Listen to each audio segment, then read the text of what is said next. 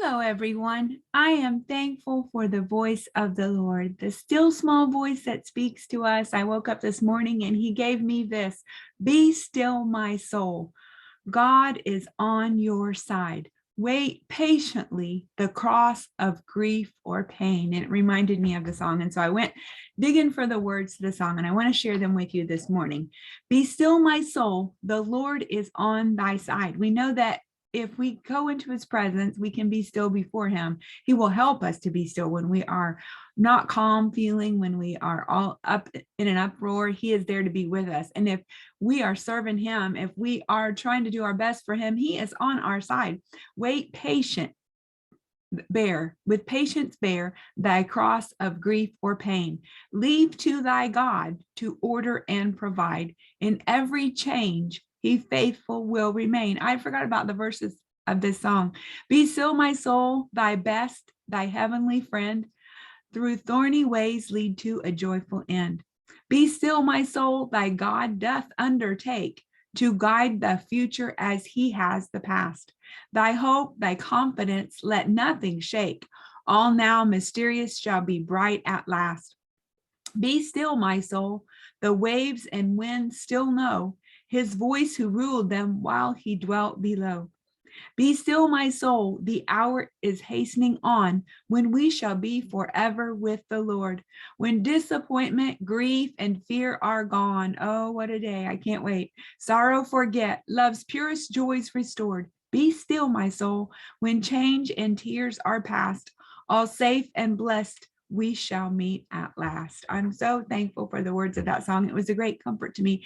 And I started going over them and line by line. And I want to share some thoughts that God gave me this morning. I pray that it will help you today, that it will help your soul. Be still before God. Psalm 46:10. Be still and know that I am God. I will be exalted among the heathen. I will be exalted in the earth. He's going to have the last word, no matter what it looks like round about us.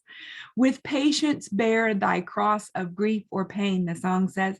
Hebrews 6:15. And so after he had patiently endured, he obtained the promise. I want to patiently endure so that I can obtain the promises of God for my life. Leave to thy God to order and provide. In every change, he faithful will remain. So let him order for you, and he will pay the bill.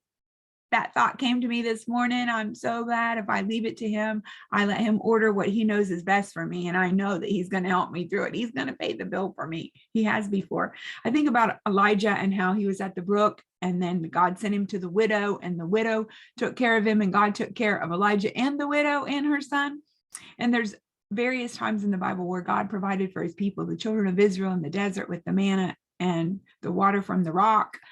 So he will provide. I was looking up the word of leave, where it says, leave to thy God to order and provide. In this definition, I love this definition. It says, let someone, so we'll say God, do or deal with something without offering help or assistance. So I'm going to leave it to him. I'm going to leave it to him to provide for me what I need in the physical realm, in the spiritual realm, whatever I have need of mentally. I'm going to give it to him and say, okay, Jesus, I need you to provide. And I'm not going to interfere. I'm not going to offer assistance, but I'm going to be standing here. I'm going to be waiting on you until you tell me to move.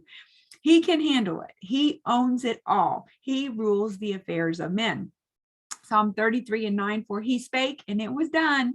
He commanded and it stood fast. It's not a hard thing for him to take over. John 16:15, all things that the Father hath are mine. So he's been given these things and he can take care of it.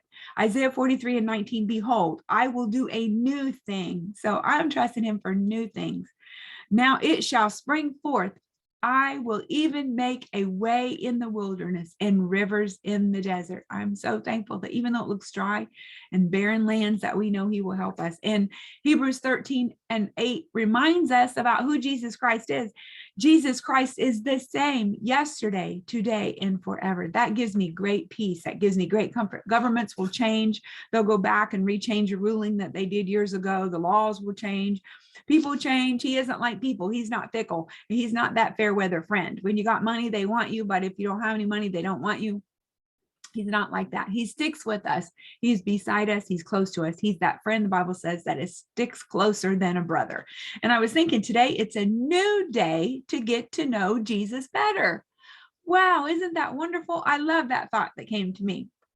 I want to know you better, Lord. And so each opportunity, each trial that we go through or affliction that comes our way is a great opportunity to know him better. So it's all in how we look at it. Maybe you know him as your provider. When I was a single mom, I really knew him as my provider. So now in my olden years, I've had it proved before, but it's different sometimes. And so we have to be reminded, okay, that same God that provided for me years ago is still my provider today.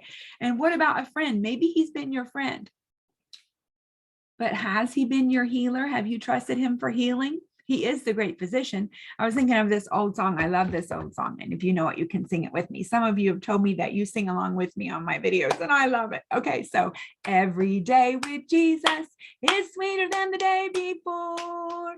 Every day with Jesus, I love him more and more. Jesus saves and keeps me. He's the one I'm looking for. Every day with Jesus is sweeter than the day before. Or there's another song says, he'll never leave you nor forsake you. With you he'll always be. If God walks with me, I'll never walk alone. And he's walking by our side. We'll have no fear, for he will be our strength and our guide. I'm so glad he'll never leave me nor forsake me. Through many ways, he will lead us. He will lead us to a joyful end. So I was thinking of when it was talking about in this song about the thorns. Through thorny ways, he leads to a joyful end. I was thinking about my roses. And this morning, God reminded me of this song. Roses will bloom again. Just wait and see. Don't mourn what might have been.